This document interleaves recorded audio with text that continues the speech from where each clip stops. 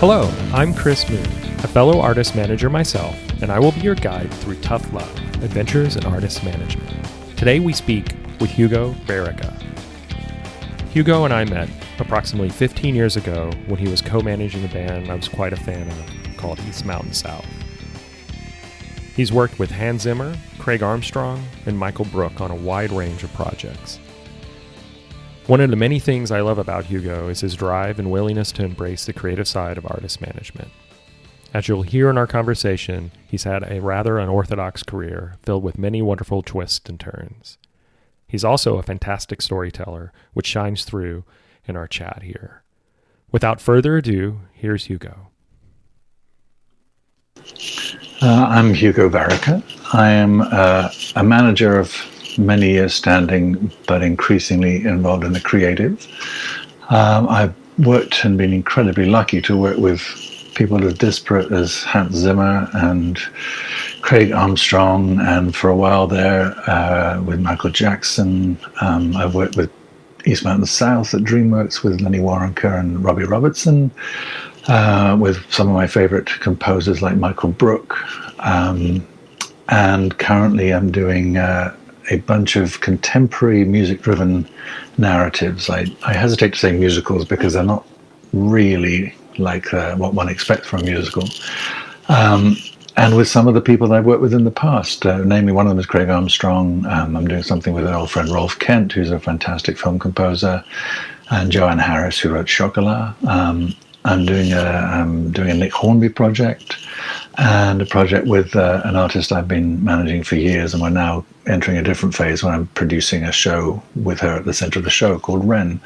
So there's a lot going on, and the more I do, the more I realize it's all essentially circles. And if you're lucky enough to still get on with the people you got on with in the first place, you'll find that 30 years later they come around again, and you can do things with them again, which is amazing, you know. Yeah, no, it's definitely this is an industry of friendships and relationships that do circle back around quite often. Man, and what just hearing you go through that list again, you and I have known each other for quite some time, but there's always new things I find out every time we talk, and touch points that you've had that I've maybe forgotten. Yeah, I mean, you definitely haven't had a traditional artist manager career path in a lot of ways. I think, to me, you've always kind of fallen into that more creative arena, if you will, in the way you engage with the artists you work with. Is that kind of your perspective too? Is that kind of the point of view you kind of bring to the table when you're working with artists? I think so, yes. Then thank you. I think sometimes the artist might have preferred that I was a more conventional manager. But I just I think like most of us in this industry, or hopefully most of us, we join because we're music geeks. Music runs through our veins, even more than blood. And we're compelled to work in it. And whatever, I started off on the creative side, and I was troubled. I was quite a troubled youngster, and I sort of screwed up lots of opportunities. But gosh, there was good learning to be had from that. And in the end, I thought, I'm not good enough to be a performer or a writer, but I sure as hell have ears, and I love music, and I understand it. I understand it at an organic and a cellular level. And that's why I think I was so lucky that even in some of the crazy stuff at the beginning, I had a band with Hans Zimmer, and Hans is, you may have heard of him. Yes. He was this visionary when he was a kid, and we were youngsters. And we made, I'm sure he will forgive me, we made a really fucking awful album. But the experience was amazing, and we got to work with members of Ultravox and Thin Lizzy and all these, and I was just out of school. I was 20 years old, so incredibly fortunate. And I think the good fortune that has run through my career as it's gone up and down like the Himalayas, the good fortune has been that if you love music and you're genuine about it, you'll meet people who recognize that. And when they're artists, they sort of crave that because I think they believe that there's an understanding there. I've always been on the periphery of the hugely commercial, the one the one time I wasn't really was a few years working with an incredible manager called Sandy Gallen, who was one of the sort of legendary LA managers, and he had Michael Jackson and Dolly Parton and Neil Diamond. And although it wasn't kind of my music, I was busy trying to sign the Blue Nile, the most obscure Glaswegian art rock whatever band, but my favorite. And he was like, "Would you please sign Bette Midler?" And I was like, no, you sign Bette Midler.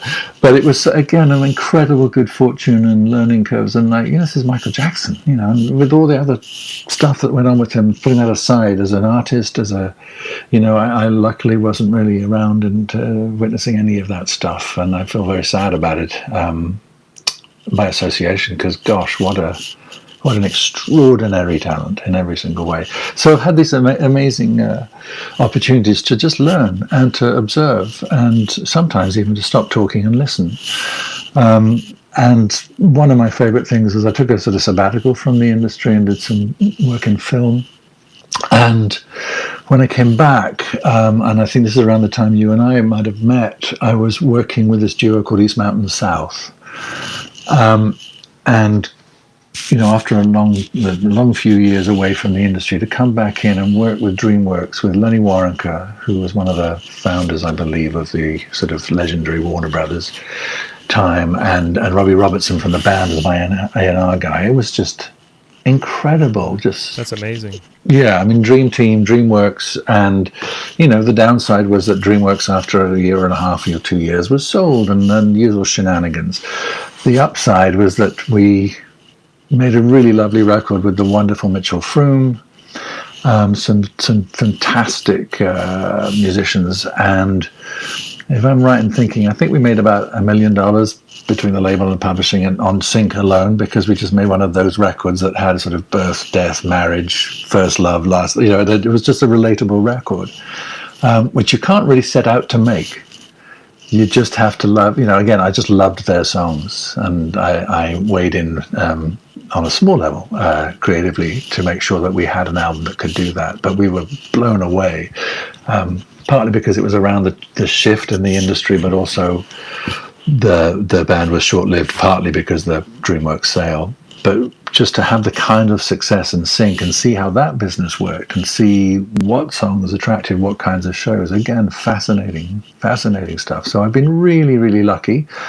And when I haven't been lucky, I've sat around and just annoyed myself until I came up with a good idea to do something, music related, but not necessarily a management idea. So it's been a lot of fun and continues to be. No, that's fantastic. Yeah, I mean, I've always found you to be somebody that's constantly searching and learning and evolving. How did you get, if you had that sabbatical period, how did you get pulled back in, if you don't mind me asking? No, I don't mind at all. Have you ever tried to make a film? I've done some documentaries with a few artists I work with, but not, just on that level, not on. Yeah, and well, frankly, I think any film that gets made is a miracle. I try not to badmouth films, because if you think about the number, let's look at just making a record, and there's maybe, if it's a band and you've got guest musicians and you've got this and that, and you've got maybe 15, 20 people, and you've got the A&R team, they can all screw up your record. They can all have a negative impact, whether it's on the business side or on the creative side or whatever. You've got 300 people on a movie. So I was just typically kind of Hugo, like, I think I'll be a movie producer. So I wandered into Hollywood and I optioned a book, and literally a week after I optioned it, Nora Ephron called me and said, I wanted that book. And I said, well, you can't have it. I've got it. And I actually thought I thought it was a friend having a joke. And no, it was Nora Ephron. So I said, well, let's do it together. She said, okay, well, come and meet me at Sony. And I was like, of course, where's Sony? She said, LA. I said, I'll be there. And just things like that. And then you have another idea, and it was fantastic. It felt just like actually the first time I got into the music management and working with several artists and having these wonderful opportunities where information from one project informs another and helps another, and relationships too. The difficulty being with with filmmaking, in my experience, is that you've got all this sort of, yeah, you're amazing, let's do this, let's do that, have an office at, Universal, whatever, and then it's suddenly absolutely nothing happens.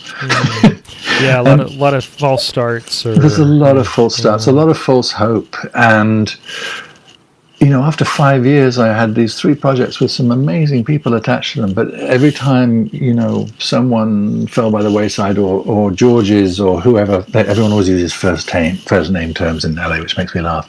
But particularly for movie stars they've never ever met nor ever will. But if so-and-so is suddenly unavailable, your entire thing changes by 2 years, And I was just like, oh God, I've got to do something. I've got to make shit. So I, through my dear wife at the time, the mother of my 2 younger kids, she introduced me to a friend of hers who was a great songwriter called Peter Bradley Adams, and we started working together. And he had this great female vocalist, and after we just made some demos, and just the refreshing thing of being able to go into a studio and hit a couple of buttons. And in fact, I'm terrible at buttons. I always get other people to hit them, but having I literally know nothing about buttons. It was a choice I made ages ago. I'm very pleased. I just listen, and if I believe it, I'm happy, and I'll say so. But we did this. We did these demos, and then I called Chris Doritas, who's one of the great tastemakers in LA, and he's for many years been very influential, as of some of his colleagues, obviously at KCRW, and also they do a lot of movie and TV placement, as you know. And Chris and then a bunch of the other people started playing those demos, and so we had about a year of KCRW support they just played the demos for a year, and Robbie Robertson had a right-hand guy, Jared Bean. Jared called, said, "Hey, Robbie Robertson wants to talk to you." I'm like, ha, ha, ha. And then this goes, "Hi, I'm Robbie." I'm like, "Fucking hell, you are, aren't you?" Right.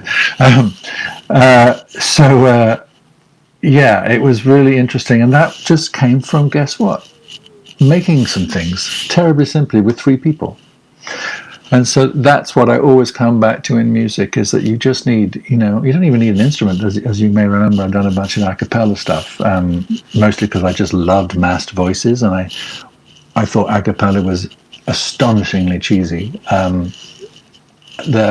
When I started working my first a cappella project, there were 15,000 a cappella groups in the US alone, not one of which had a good name.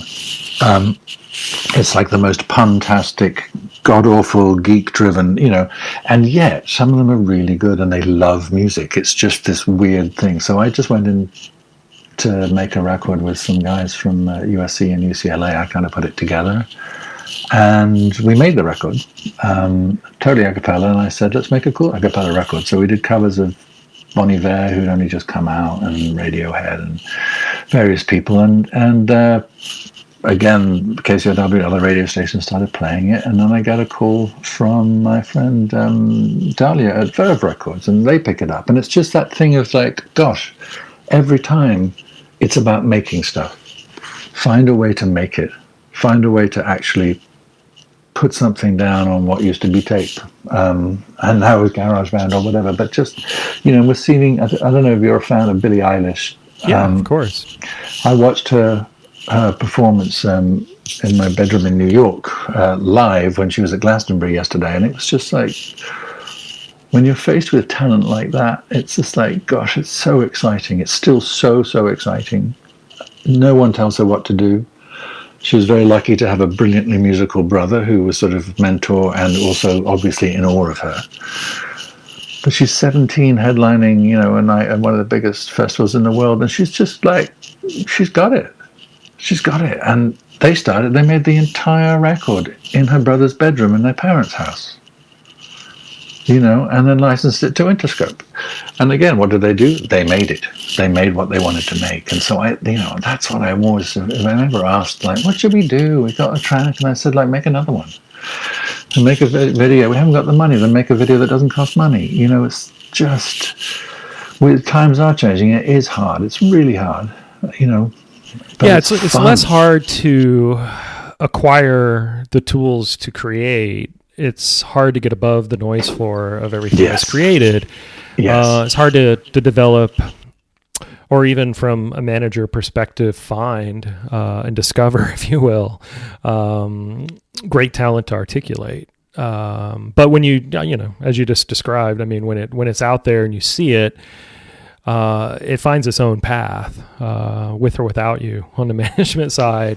Yeah. But if you're lucky enough to discover that at an early enough stage and play a role in it, or help, fuel the flames, it can be really special. I mean, there's a level of, I guess, for me, it's uncomfortable music, if you will. I mean, I discovered this early on when I'd go to festivals and whatnot, and see bands that I would not know how to feel, about afterwards. Absolutely. Like, I could pick this apart and be really critical, but that's kind of, shallow. But the flip side of that is I couldn't in me find anything that moved me enough to feel excited or feel that this was special is not the right word, but just unique enough to get excited about. I mean, I'd much rather hear something that I really hate and know why I hate it, or hear something that I really love and can and just talk about for days. But a lot of music just lives in that middle sector of just like, I don't know if this is good or bad. It just makes me feel uncomfortable, and not in a good way. I know exactly what you mean. It's just like paint by numbers, if you will, and it's not necessarily. I mean, it serves a purpose. I don't want to discount that, but I almost would rather see more of that special and unique talent find an opportunity to shine, because there's a lot of mediocre or just okay stuff, and there's a lot of copycat stuff. And to be honest, we're lucky. I think you're a bit younger than me, but we've lived through several decades now of music being everywhere, and popular music being everywhere, and it's easy to forget that it only really started in the early 60s. That's not very long ago. So the sheer volume of noise, as you say, that is being made now is terrifying, because anyone and everyone can put a song up on Spotify. The great thing is obviously not rocket science. Also, that everyone and anyone can put a song up on Spotify. You've just got to be an authentic voice. And if you are an authentic voice and true to yourself, it will get heard. It just happens. It just happens. And it's also about being a decent person, and I'm, like everybody else in the music business, I've had my moments where I got things really wrong, and, had to learn my lessons, make apologies, make amends, figure how to do things differently, be kinder, whatever. But essentially, if you're true to music, and I think it is about being true to music, like, it's such a gift. I mentioned when we were speaking earlier, before we started the dialogue here, I'm doing a little very cheap and cheerful demo kind of documentary series to see if a streaming giant might pick it up. But it's about songwriting, and it's about people discovering their own creativity. And I'm working with people who've either never written a song or never sung or never shown a song to anyone. It's wonderful, the experience so far about seeing people get over their fears and be creative, and the way it affects them, the way they stand, talk to you, talk to their husband or wife thereafter, is really different. And it's just like, gosh, we are kind of, as people who've been through management and different roles, and some people have been in labels and management and publishers and whatever, but just the privilege of being around great artists. And I do mean artists. The good ones are literally, in the oldest sense of the word, artists. It's an incredible thing, and all it is that on a daily basis they get over their fear that the show's going to be shit, or they can't, that they've got writer's block, or their relationship means they never want to get out of bed again, or that once you have success it becomes a job. But in the good moments, it's like, there is no job better. There is no job better on the planet than making music that will move people and improve their day. And I had a lovely experience recently. One of the artists I was lucky to work with in his early days is a guy called Gabriel Mann. And Gabriel's an incredible talent, a great singer, great writer, great producer, and has gone on to be hugely successful in film and TV scoring. And I hope he doesn't mind me saying this, or we won't tell him. but he sat down with me the other day, and we hadn't seen each other for some years, far too long, because we had a good friendship too, but just geography and life, And he said, I just want to say thank you, man, because the 2 records we made together, without them, nothing else would have happened. Oh, wow. Nothing else in my career would have happened. And I was like, I love you, But it's just, that's worth its weight in gold. It's just because, again, whether you're a manager or an A&R person or a record label executive or a club or whatever, you can be the difference for an artist. Right. Yeah, I mean, just getting the opportunity to play some small role, in their journey. Because it is, I mean, I think for all of us, but certainly for artists, and it's out there in front of everybody for artists, or anyone that creates, really, in any format or media. You see those building blocks as you go, and it compounds. Yeah. And if you don't have, nobody for the most part steps out fully formed, And I was talking with a friend of mine about this earlier today. It's unfortunate the society shines a light on that level of perfection. The ease of entry and expectation of greatness out of the gate is really unfair, I think, because absolutely. So few people are talented enough to aspire to that without putting the time and hours in to build a talent of some point, or to at least hone in enough that it can be shared in a way. Absolutely. We were referencing earlier Lenny Waronker. In Lenny's day, at the beginning of Warner Brothers, although some of the deals were terribly onerous, as we discovered as time went by, but they would give an artist 3 or 4 albums, an album a year for 3 or 4 or 5 years even, and then pay for them to go out on the road so they could get good enough, so they could get that following, and then they made a lot of money. All of them did. And there was, there's no doubt the deals were extremely unfair, but if you think about it, the investment was massive. And as you say, that's gone. So you have to be, as an artist, you have to be like a magnet for support. You have to conduct yourself in a way that people are attracted to you.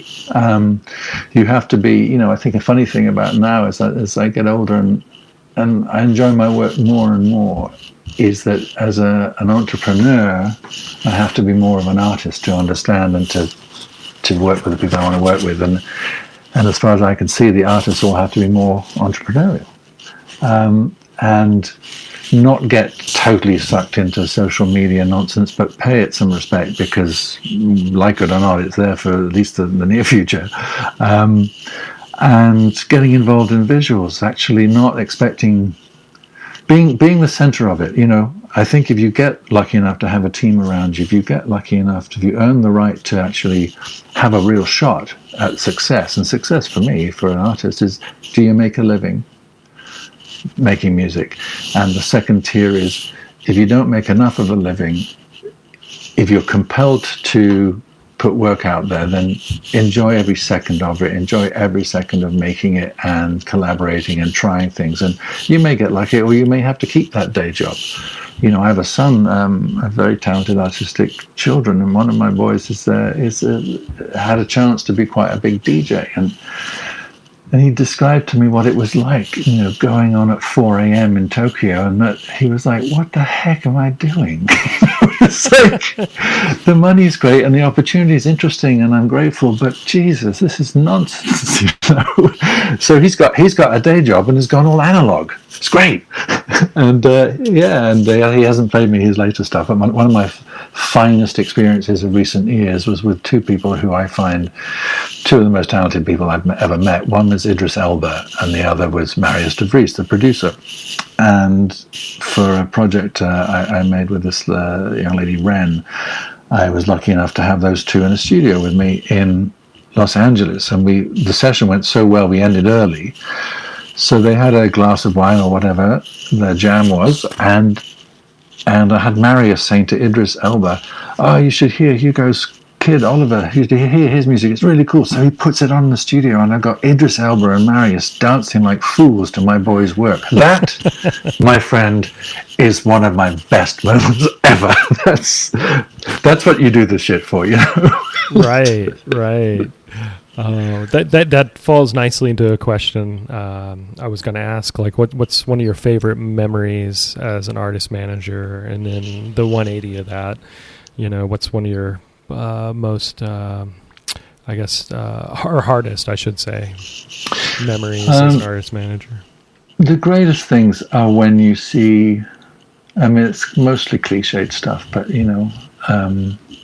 Actually, I'll tell you one story. I was going back to the duo East Mountain South. I'm working with another duo who are very much in the same vein of really contemporary Americana, and I love that thing of male-female vocals, and then putting not Americana not being the dominant force, about it being Americana plus electronics or whatever. So I love the sort of genre merging.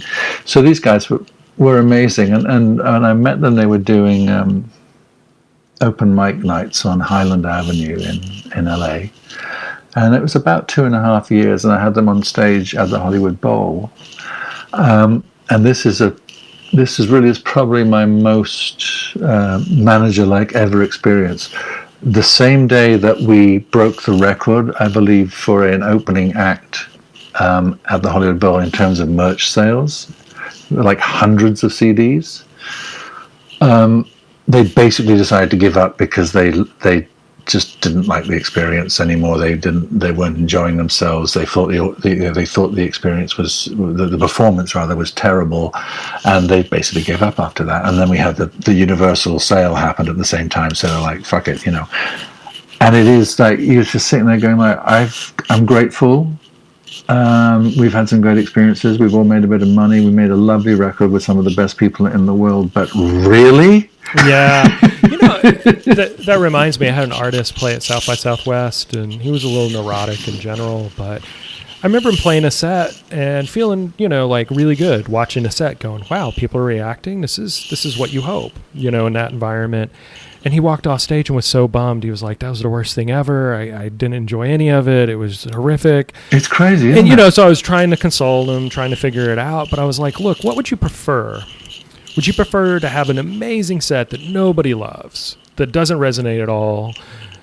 Or would you like to have a set that you're struggling with, that you're, you know, still figuring it out, but getting a reaction, you know, that's positive? And it is, it's a hard, there's no right or wrong answer there. But at the end of the day, if you're creating something, I don't know in any media outlet, I don't know anybody that creates something that doesn't want someone else to appreciate it or experience it. Yeah. You don't want to, you know, most people don't want to do it in a vacuum, but it's still really hard to reconcile your own opinion of your work and to feel comfortable enough with it and have that balanced with how other people react to it. Yes, and I'm afraid I'm 57 years old. I'm far too old to be polite about it anymore. If an artist says I was shit or whatever, and the audience is, you know, making all the noise and that, you just have to say to the artist, shut up.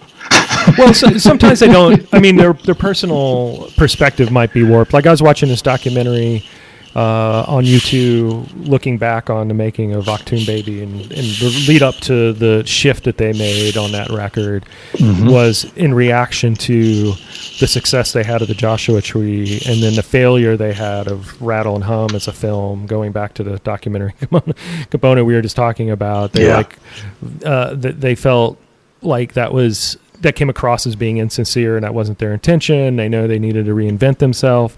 But the real eye-opening element of that is during that tour, in support of the Joshua Tree, where they were basically breaking into states, going from arenas to stadiums, and figuring that out as they went.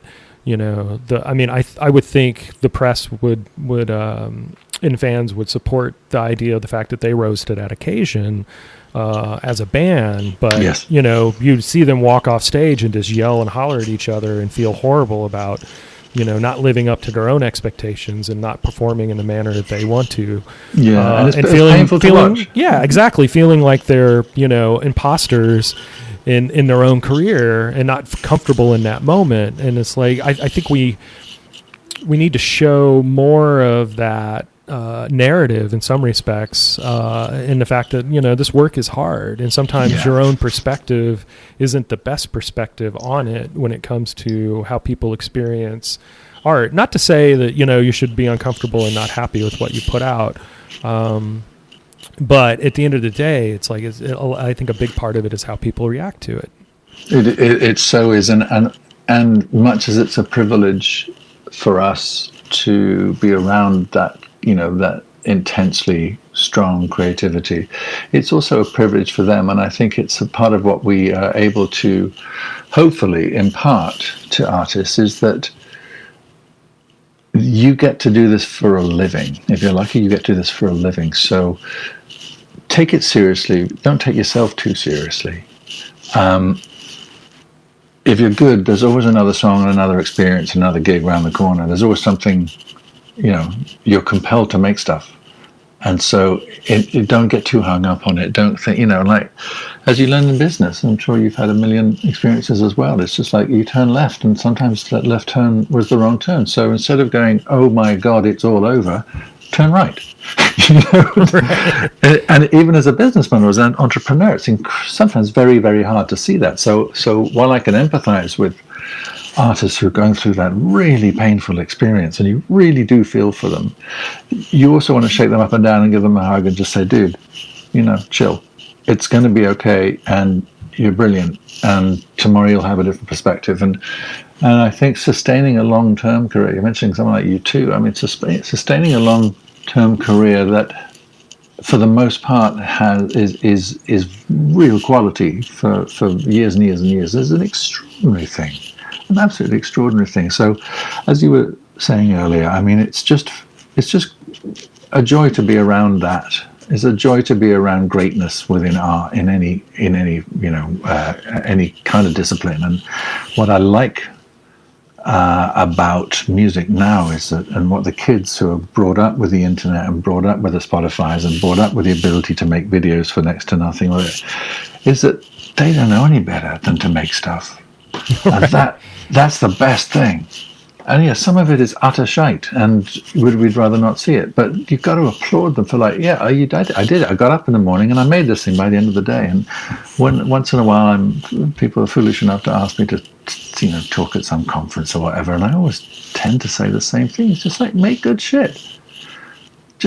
That's the one way to keep your life just feeling really good, is just craft and craft and craft, whether it's as a singer, a writer, a co-writer, a filmmaker, but just keep going, because you'll get really good purely by dint of survival.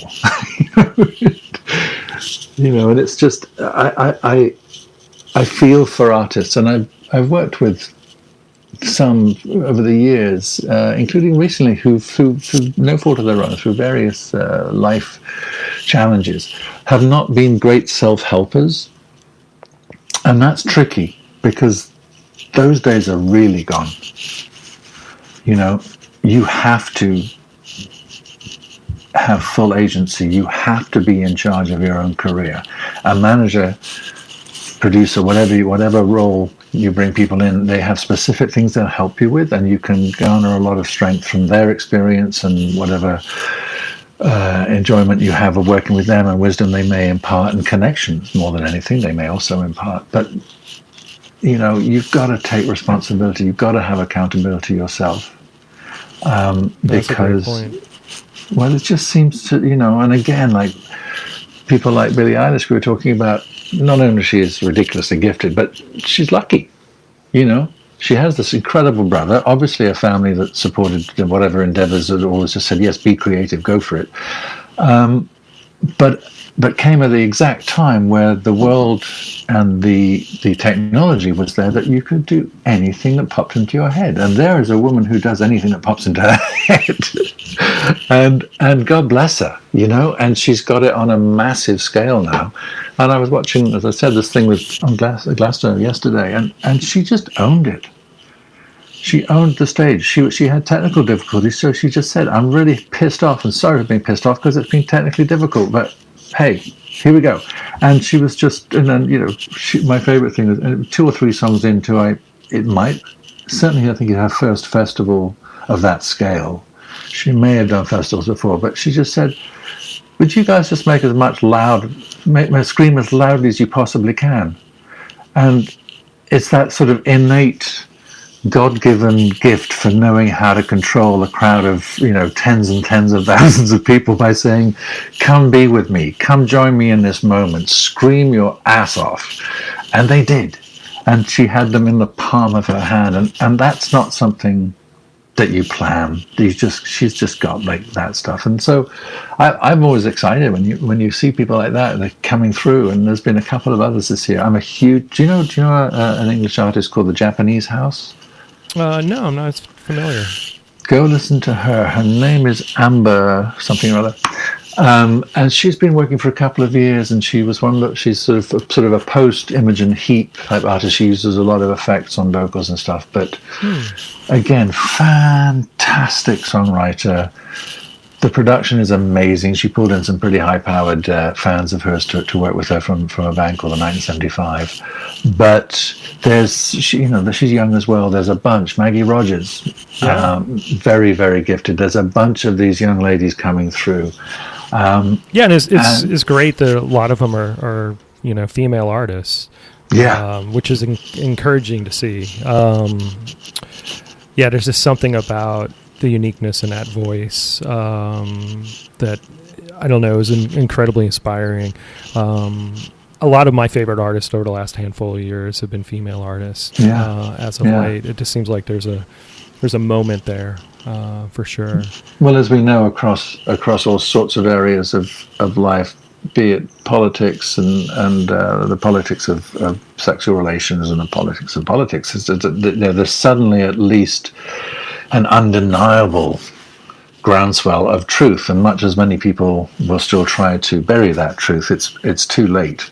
And I think that's being reflected in the art, and that's even as something that something as frankly old school and staid as the Grammys. We're seeing some of these voices being celebrated loud and clear, and the gender politics are changing, and the appreciation of even new genres, new types of artists.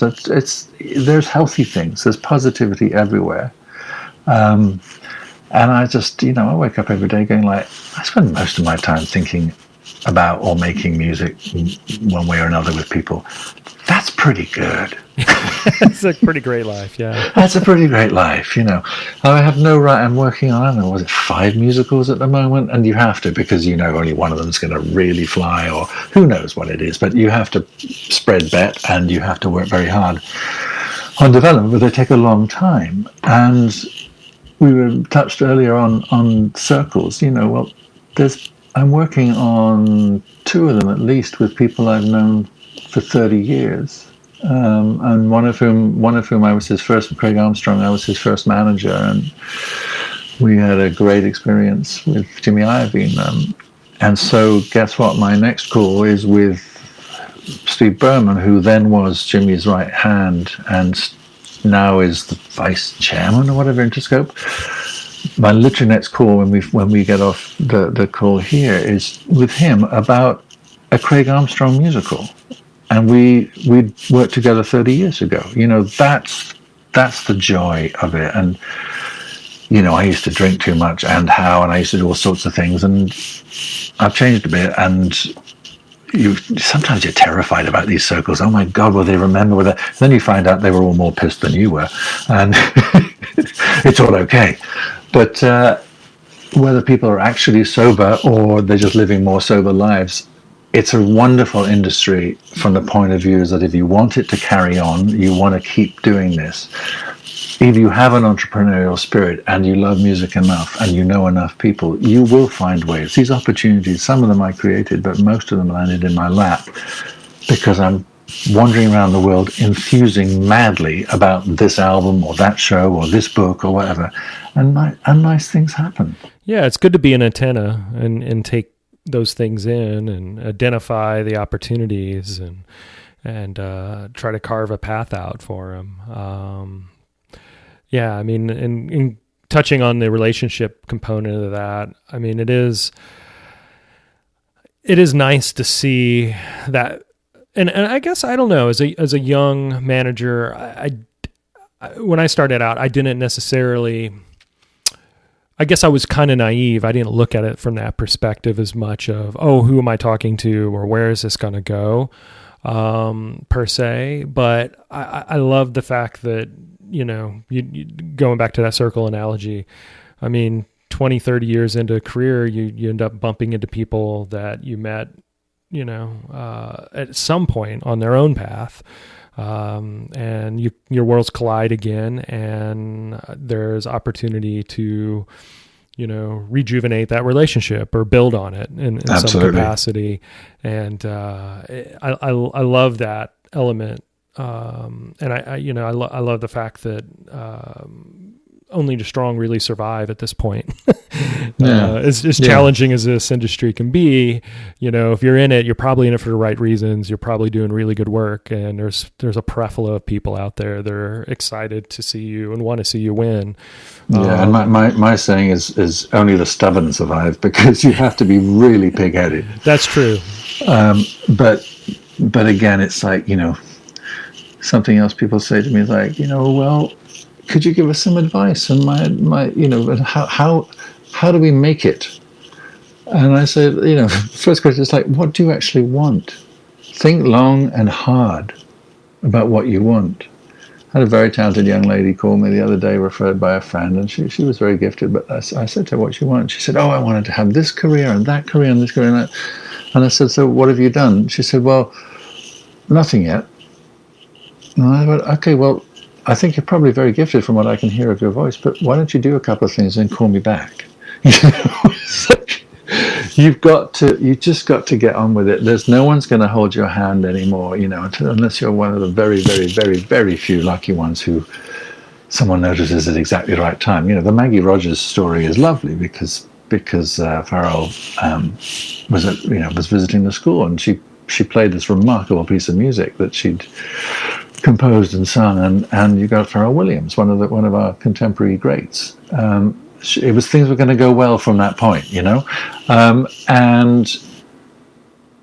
I know little about her background. I think she was probably quite privileged, and she was at this beautiful New York school, so someone was paying for that. But the point is, her talent is what won.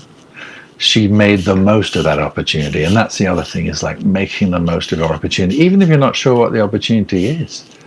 Just like for every interaction, try and take something away from it, and try and give something to the other person, try and infuse. And even if it's only saying, you've got to hear this, I mean, for people like you and I, still after many, many years, that's still one of the most exciting sentences of the day. Right. No, it really is. You got to hear this.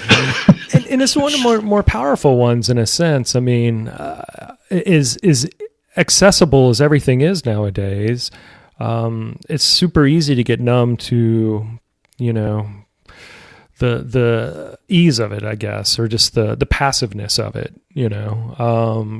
It's very rare that I find an artist that I fall in love with just off a playlist, quite honestly. Mm-hmm. I mean, it's usually a compounding effort of multiple touch points from people that I admire, or outlets that I admire that pique my interest, but nothing cuts to the chase as much as somebody reaching out to me directly and going, hey, I'm working on this, or have you heard this, or I think this is really great. I don't have anything to do with it, but it's really changing the way I'm listening to music currently, and stop me in my tracks. I mean, that kind of thing is really powerful. It's so powerful. You're absolutely right. And also that lovely thing of, I often am in a meeting and I'll say, and I'll be the kind of self-appointed boss of the meeting, saying we've got to do this, and then we should do that, and then this is going to happen, it's going to be marvelous. And then what I try to remember to say nowadays, after many, many decades of getting it wrong,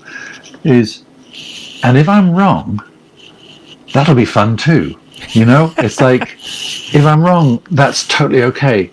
And if I'm wrong, as I said, between the sort of going left and turning right, you just have to change your day that way. If you wake up in the morning, you're having a shit day, you have the ability to say, I'm going to start this day again.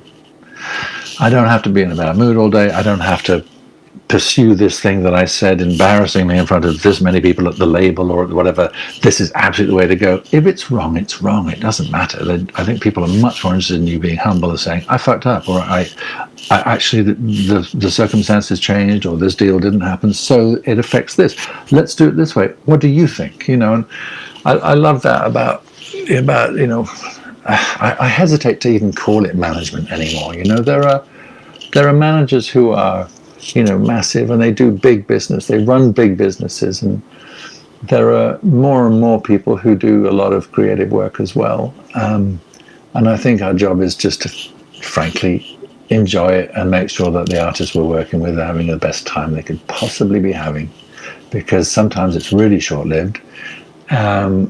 And sometimes it goes off in a funny direction. And like if you'd said to me even 3 years ago, I will be producing musicals, I would have absolutely shat myself laughing.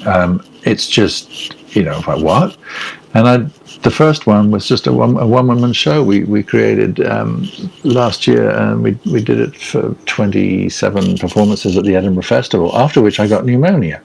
Damn near killed you.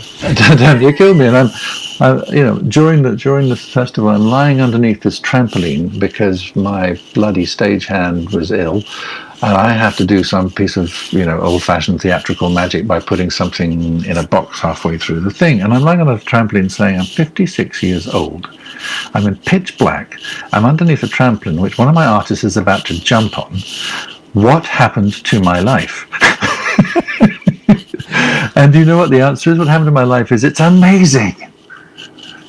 And weirdly enough, because I got sick and I had to slow down, and as you know me fairly well, but your listeners may not, as very enthusiastic and always chatting and always saying, well, let's have this idea, there's another 17 ideas over here, and we haven't even tried that galaxy yet. I had to be quiet for 3 months. And that was really interesting. And since I was quiet for those 3 months, my life has actually changed radically and in some incredibly positive ways, including, by the way, meeting my wife. Absolutely extraordinary 6-7 months we've had. And again, that's actually because I made the mistake of going all in on a project that I was underfunded, understaffed, under everything. But what I said to myself was, we've got to do it. We set out, I'm not going to let this artist down. We're going to do it together. And we did it. And it was critically a very big success, and may well have a future. But what I've taken from it, and maybe this comes with the benefit of having survived for a while, was the fact that in doing it, I actually learned a lot about myself. Stuff that other people already knew, seemingly, and because I was quiet, a lot of other interesting opportunities came through, and I got to think about what was different about doing a theatrical piece as opposed to a concert, and how much I had enjoyed the creative side. And suddenly these other things start coming in and bubbling, and I'm now having the most amazing, busy and interesting time. I've got sort of my work for the next 5 years cut out, So you just never know. You never know what's going to happen. Just, again, we made something. Right. You just have to create and be open-minded about it, and go where the momentum is. Where your heart is, and work with people that you like and are doing great work. And that I guess true north will get you to good places. Yeah, well said. That's it. You just answered your own podcast. We're done here.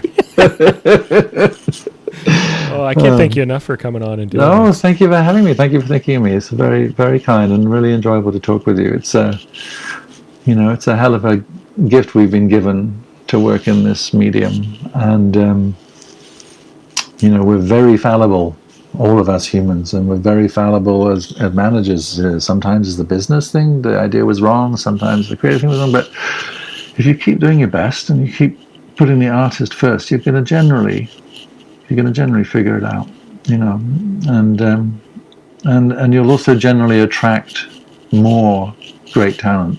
Because even if you make a fortune for somebody, they may just say, it was a pleasure. and the ideas were great, and the ambition was great, and if you want to, and that's there's nothing more flattering than being referred to another artist. No, very, very true. And I think you can define success on a couple of different levels. I think from a social perspective, as a society, we tend to look at financial success as one of the bigger barometers. But I think if you're truly in the trenches creating from an honest place, I mean, a lot of success can just be the art in and of itself. It doesn't have to be, gauged purely on the level of financial success, whatever that even means. I think getting to do the work in the first place is quite a gift in and of itself. It really is, and I think for younger artists or listeners to this podcast and stuff, it's just time is a remarkable thing. There's a fellowship I belong to, which one of the things I was confused by at the beginning and then very quickly wasn't confused by was that saying, I'm not a religious person, but the idea of time being God's language, i.e., if you just stay in the game and you admit you're not in control and you keep an eye out to see who is in control and why, and align yourself with winners, align yourself with people, and again, as you were just saying, it doesn't necessarily have to be financial winners, they can just be artistic winners, because those moments when you're sitting there and you're co-writing, or you're helping an artist through a really big crisis, or you have a big bit of financial success because the creative was really well handled and beautifully made, it's just priceless. And other people have to work for a living. We get to do this, and there's a lot of risks. There's a lot of risks, and there's a lot of hardship for everybody on the way to success, any kind of success. But very rarely felt that it wasn't worth it. Yeah, no, I tend to agree. That's a great perspective to have. Well, thanks again for chatting through all this. Really appreciate it. Let's keep in touch, and let's see each other soon and see what work we can dream up. Absolutely, most definitely. Well, thanks again, and I'll definitely talk to you soon. Right. Do well. See ya. Thank you. Bye-bye.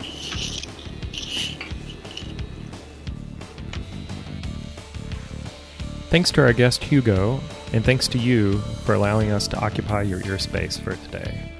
I'd like to thank my friend Tony Miracle for both the theme music and graphics for Tough Love, and I want to dedicate this first season to a truly inspirational manager who recently passed away, Elliot Roberts.